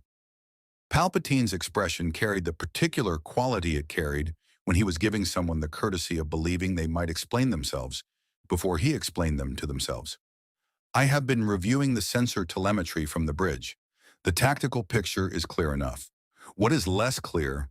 The tone shifted barely, outer the way weather shifted before it became serious, is why my Lord Vader appears to be fighting to protect 47,000 refugees rather than securing them as I instructed. The Cylon fleet complicated the timeline, Vader said. The Cylon fleet, Palpatine said, offered us an arrangement that would have resolved the timeline elegantly. I am told you declined that arrangement. I am told you went personally to the colonial vessel. I am told you have placed the Relentless in a defensive posture that is depleting our shields in service of people who are, Lord Vader, not Imperial citizens, and are not going to become Imperial citizens if they are dead, which is the purpose of the Cylon arrangement. The Cylon arrangement, Vader said, Uni would have given us navigational data from an enemy that cannot be trusted to provide accurate information to beings it intends to eliminate once we are no longer useful. Perhaps, Palpatine said, and the Force-sensitive you detected aboard their fleet? The one you neglected to mention in your reports? The silence between them carried everything that the silence between them always carried. The 20 years of it, the weight of Mustafar in the Death Star, and every decision that had accumulated into the architecture of who Vader was now and what Palpatine had built from the wreckage of who Vader had been. She is not suitable for your purposes, Vader said. I will determine suitability, Palpatine said, and now the tone was what it became when the courtesy portion of the conversation was concluded. Lord Vader, have stand down the Relentless from its defensive posture. Allow the Cylon engagement to proceed. When it concludes, we will locate the Force-sensitive among the survivors, a pause that contained multitudes, if there are survivors, and we will proceed. Vader looked at the holographic image of his Emperor. He had looked at this face across 20 years of decisions,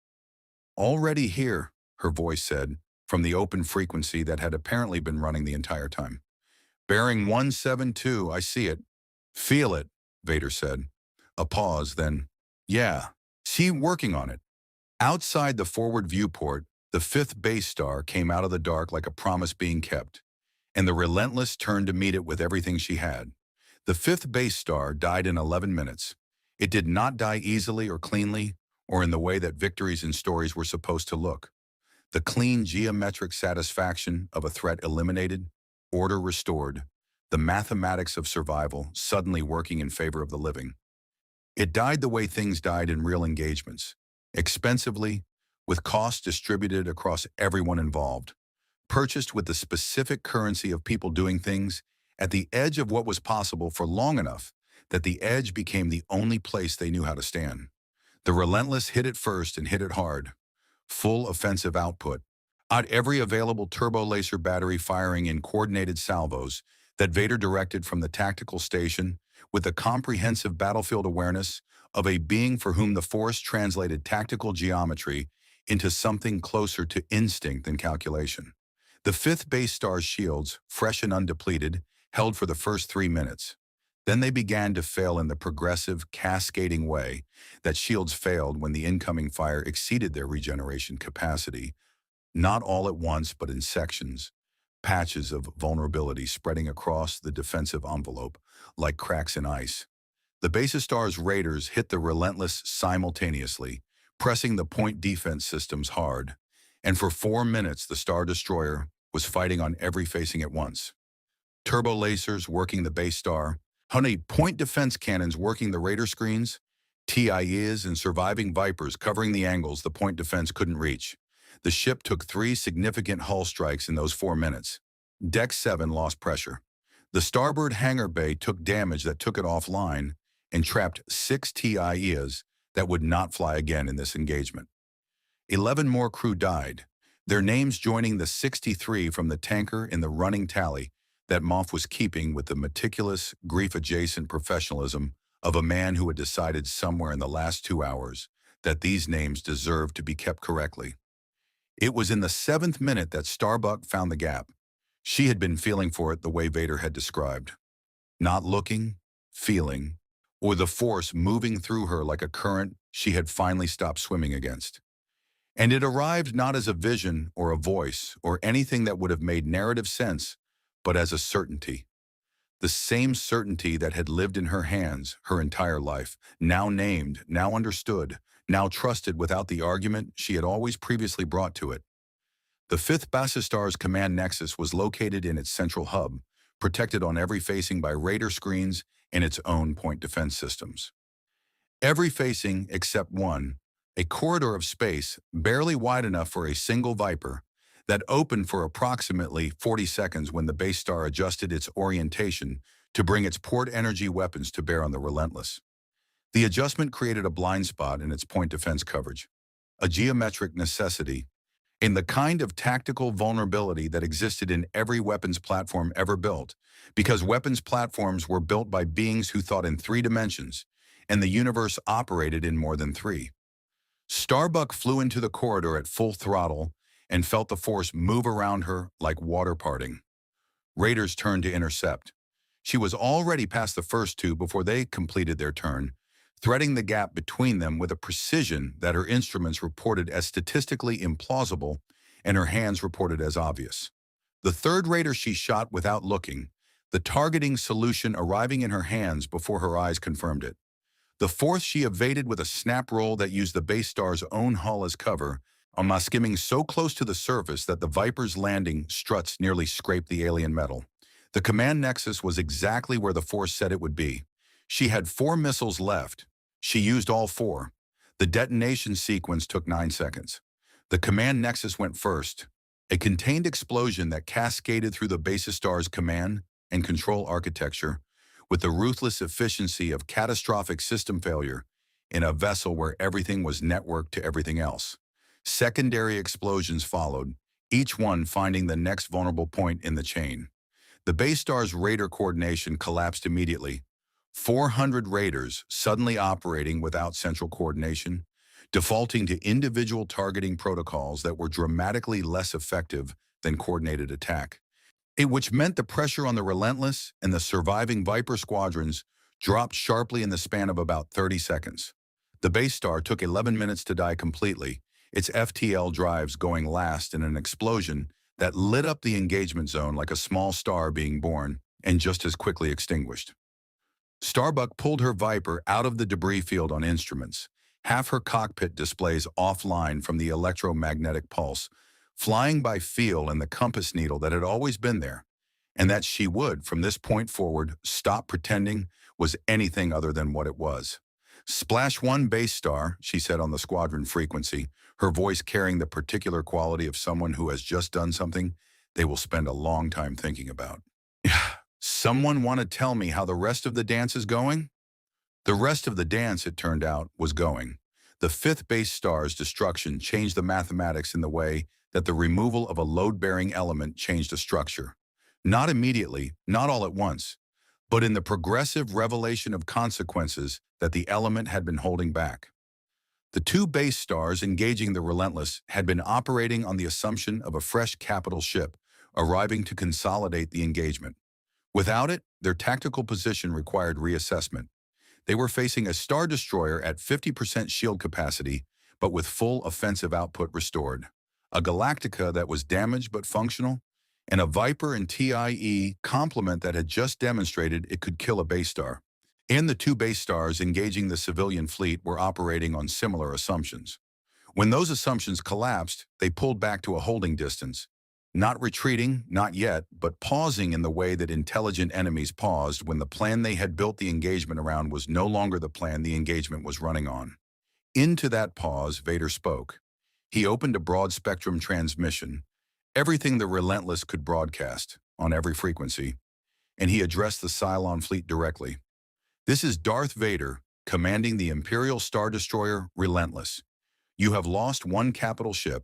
You have lost approximately 900 Raider craft. Your engagement plan has failed. You have 4 remaining capital ships against 2 warships that have demonstrated they can destroy you. And we have not yet committed everything available to us. He paused. The breathing filled the channel. I am not offering surrender terms. I am not offering negotiation. I am telling you that the calculation you are currently running, the one that says continued engagement is worth its cost, is wrong. The colonial fleet is under Imperial protection. That protection is not conditional and it is not negotiable. Adjust your calculation accordingly. He closed the channel. On the Galactica's CIC, where the transmission had been simultaneously broadcast, looked at Adama. Adama looked at the Dratus display. The Cylon base stars held their positions for 4 minutes and 17 seconds. Long enough that several officers on both ships began preparing for the engagement to resume. Then, one in the coordinated way that suggested the decision had been made centrally rather than by individual commanders, all 4 base stars jumped to FTL. The engagement zone went quiet, not peaceful. Quiet was not the same as peaceful, and the debris field that now occupied the space where a battle had been was not peaceful by any definition, but quiet. The weapons stopped. The proximity alarms stopped. The continuous crisis management frequency of a CIC running hot went down several registers, and in that reduced frequency, the human sounds that had been buried under it became audible.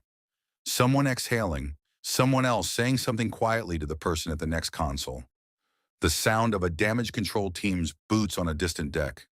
Adama stood at the tactical table and looked at the Dratus display showing 4 empty spaces where 4 base stars had been, and felt, in the particular way that survivors of the unsurvivable felt things, the weight of the last hour settle onto him all at once.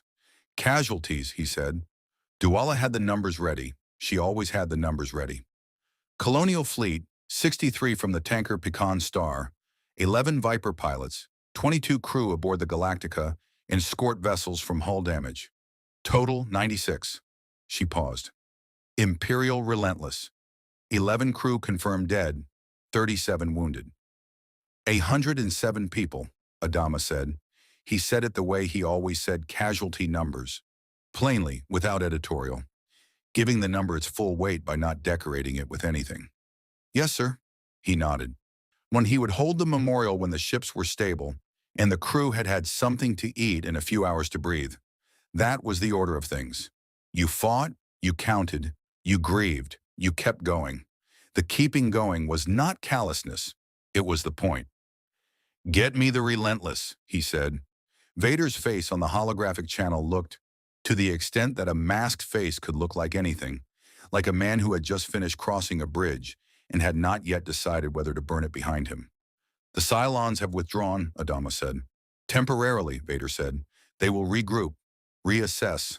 The tactical situation has changed significantly, but their objective has not." He paused. "They will return, possibly with more ships." "I know." Adama held the holographic image steadily. "Your navigator, Van. She built us a jump solution." "Yes, a heading away from this engagement zone, 40 light years, to a region of space she has mapped as unoccupied. It will buy you time and distance." He paused. "I transmitted the coordinates to your navigation officer 12 minutes ago." Adama absorbed this.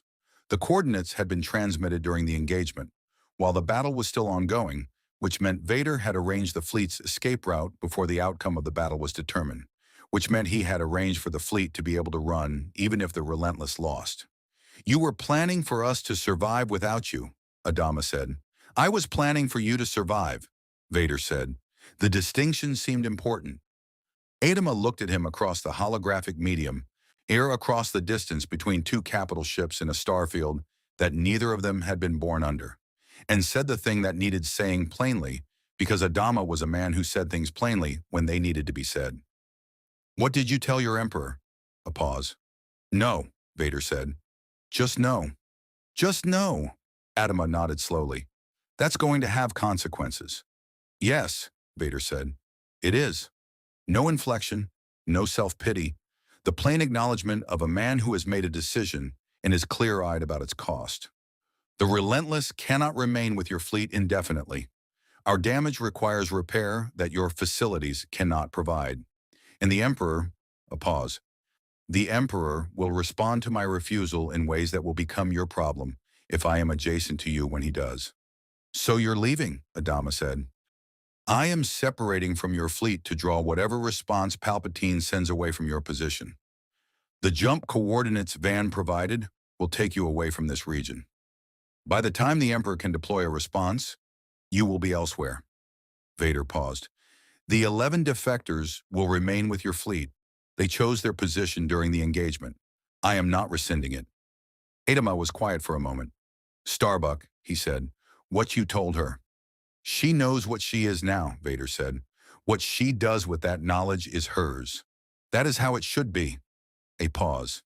"In another life, in another galaxy, she would have been extraordinary. She's extraordinary in this one," Adama said. Something in the quality of Vader's silence shifted. "Yes," he said, "and she is." The channel was quiet for a moment. The comfortable quiet of two men who have said what needed to be said and are allowing it to settle. "Vader," Adama said, "the people you protected today, 107 of them didn't make it. The ones who did," he paused, "they'll remember this. I'll make sure of it." "Admiral," Vader said, and his voice carried something in it that Adama had not heard in it before. Not softness exactly, but the sound of something that had been compressed for a very long time, finding a fraction of release. "Take your people to Earth. Whatever Earth is, wherever it is, find it. Some destinations are worth the journey regardless of the cost." The holographic image dissolved. The Relentless jumped to FTL 17 minutes later, watch her damaged hull catching the light of the unfamiliar stars one final time before the hyperspace window took her. Angular and vast, and carrying inside it a Dark Lord, who had said no to his Emperor and was navigating the consequences of that word with the particular calm of a man who has, after a very long time, done something that aligns with what he actually is, rather than what he has been told he is. The colonial fleet jumped 4 minutes after that. The FTL drives firing in sequence through the fleet in the coordinated cascade that Starbuck had always found beautiful in a functional, engineering way. The blue-white blooms of FTL emergence and departure, brief and brilliant, the fleet contracting and then gone. In the space where they had been, The debris of the engagement drifted in the patient dark. Raider fragments. She hull plating from the Pecan star, the cooling wreckage of a base star that had been alive and confident an hour ago. The debris would drift here for a very long time, in a star field that had no names for it in any language that had ever been spoken, evidence of an engagement that no historian in any universe would ever record. Aboard the Galactica, Starbuck sat in her Viper in the hangar bay for a long time after landing, canopy open, the post-adrenaline quiet settling over her like a second skin. Her hands were still. They were not usually still after engagements. She held them up and looked at them in the hangar bay's uneven light. The same hands, the same calluses, the same small scar on her right thumb from a knife she'd been careless with at 19, and thought about what Vader had told her and what she had felt in the cockpit, and what it meant that both of those things were true simultaneously. You already know how to do this. You have been doing it your entire life. She thought about Earth, about the destination that had been pulling them forward since the beginning, the purpose that Adama had held out to 47,000 people, like a lantern in the absolute dark. She had always believed in it, with the specific quality she believed in things she couldn't entirely justify. Not faith exactly, something more stubborn than faith, something that didn't require justification because it was operating at a level below argument. She understood now what that quality was. She climbed out of the Viper and went to find the Admiral. Because there was a memorial to plan and people to account for, and a fleet to move toward a destination that was out there somewhere in the strange stars, waiting with the patience of things that have always been true. Behind the fleet, in the vast dark, the debris field drifted and the stars burned with their ancient, indifferent light. And somewhere in an unfamiliar galaxy, a star destroyer moved through hyperspace, carrying a decision that would reverberate through the Empire in ways not yet visible. And somewhere in the Cylon fleet, a number 6 stood in a command center and looked at the space where 47,000 people had been and recalculated, because the Cylons always recalculated. And what the new calculation told her was that the variable she had not accounted for was not the Imperial warship. It was what the Imperial warship had chosen to protect. And why? The colonial fleet carried its dead and its living into unfamiliar stars, changed in ways that would take time to fully understand. 11 former Imperial citizens moved through the ships, learning colonial customs and teaching their own. The small daily work of people who have chosen a side and are building the life that choice requires. Adama held the memorial for 107 names and said what he always said, that they were not forgotten, that the living carried them forward, that the journey continued in their name. Starbuck flew, as she always flew, at the edge of what was possible. The difference was that she no longer argued with what her hands knew. She stopped fighting the current and let it move through her. And what she discovered was that the force in this universe, unburdened, raw, flowing as it chose, had been pointing her toward Earth all along, not as prophecy, as direction. Somewhere in a galaxy far from here, Darth Vader faced the consequences of a word. No, simple and irreversible, the kind of word that, once said, reorganizes everything around it. What the Emperor would send in response was not yet visible. What Vader had become in the saying of it was. The fleet pressed on. Earth waited somewhere in the dark with the patience of a destination that has always been there. And the stars, strange and unnamed and blazing with the light of suns that had never seen a Viper or a tie, or the particular defiant shape of a Battlestar refusing to become a memorial, burned on. The journey, as it always had been, continued.